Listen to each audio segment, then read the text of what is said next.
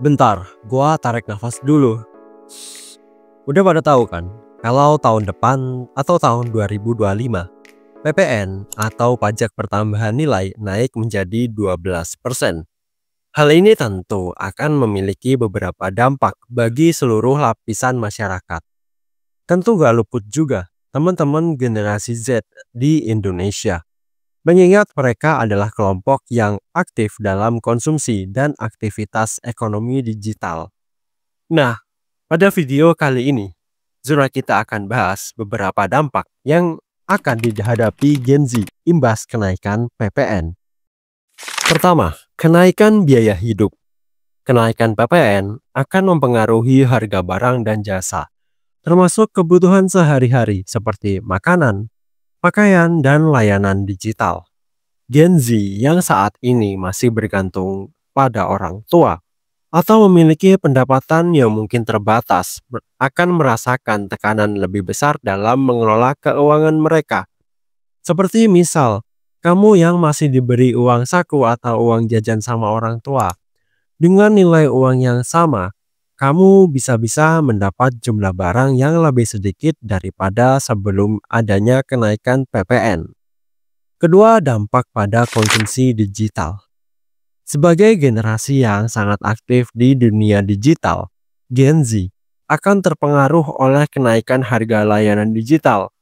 Nih ya contohnya. Pertama, buat kamu yang suka berlangganan layanan streaming, seperti streaming musik pakai Spotify atau streaming film dengan Netflix, tentu bisa-bisa harga langganan yang kamu bayarkan akan lebih mahal. Kedua, buat teman-teman Gen Z nih yang suka main game, terus sering top up. Nah, kemungkinan juga voucher pembelian buat top up game akan ikut naik.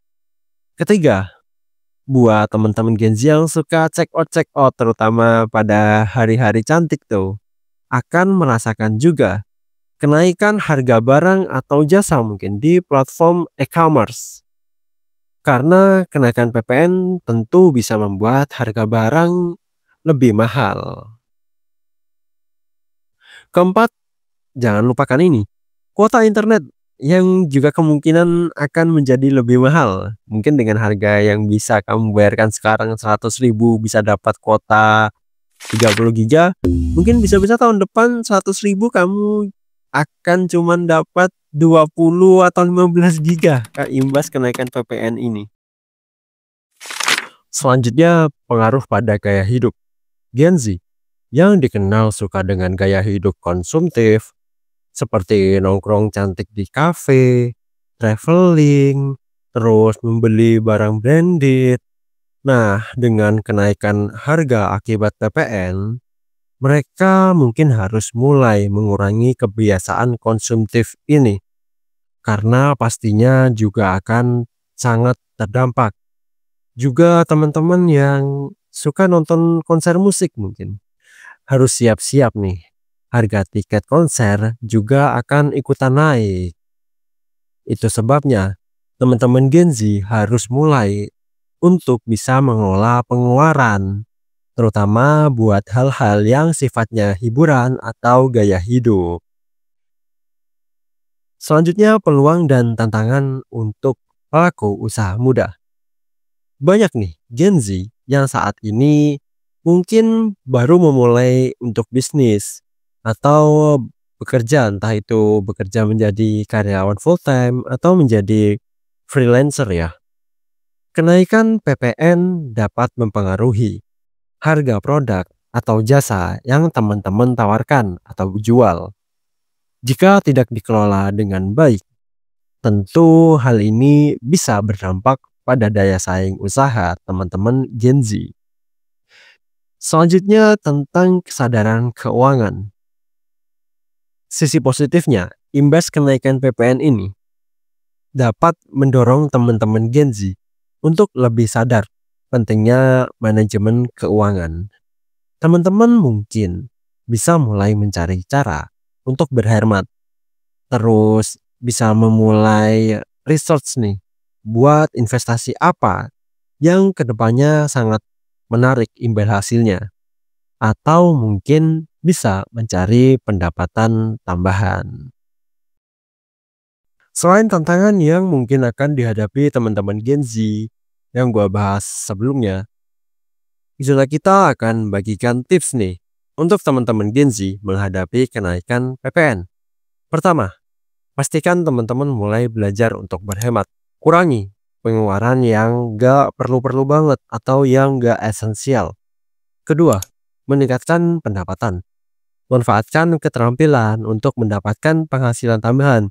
Juga jika teman-teman sudah mulai mendapat penghasilan, jangan lupakan investasi untuk mempelajari skill atau hal-hal baru yang nantinya akan bisa teman-teman gunakan untuk mendapatkan penghasilan atau pekerjaan tambahan. Ketiga, cerdas berbelanja. Manfaatkan nih promo-promo atau diskon di platform e-commerce misalnya untuk mengurangi beban pajak. Terakhir, jangan lupa investasi dan menabung. Mulailah untuk belajar berinvestasi atau minimal menabung agar uang yang teman-teman dapat tidak tergerus nilainya imbas kenaikan harga barang ke depannya. Semoga bahasan kali ini bermanfaat buat teman-teman Gen Z. Jangan lupa share bahasan ini ke teman-teman kamu yang lain ya, supaya teman-teman kamu juga makin aware tentang hal apa saja sih yang mungkin akan dihadapi imbas kenaikan PPN ini. Juga tips untuk teman-teman agar tidak shock nih menghadapi kenaikan PPN tahun depan. Sekian konten dari zona kita kali ini. Jika bermanfaat, jangan lupa like, komen, dan subscribe ya. Sampai jumpa pada konten berikutnya. Terima kasih.